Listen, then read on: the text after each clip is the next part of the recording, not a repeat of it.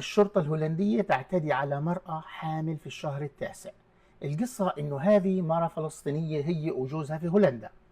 فبيحكي الزلمة جوز المرأة هذه إنه أول ما عرف إنه أنا فلسطيني من غزة هجم عليها بوحشية هي بالكلب. طبعا أحط لكم رابط الفيديو لأنه ممنوع استخدم الفيديو. واعتدى على المرأة، مسكها ورماها على الأرض وهي حامل في التاسع. بعديش أجى هذا الشرطي، بديش أحكي كلام زيادة، وجرها من شعرها. الآن حسمعكم إيش الزلمة اللي عملوا معه لقاء الجزيرة. اسمعوا. كسرت فيها شويه التلفزيون، الثلاجه، بابها هيك، الباب. بعدين لما البوليس اجى قلت له دير بالك مرتي حامل بالشهر التاسع، انا رايح معك باحترام وبادب عم بتعامل دور اول. لو بتفاجئ كيف بشد مرتي هذاك العنصري وبخبطها فرق لما سمع ان انا فلسطيني من غزه. فانا ما قدرت استحمل.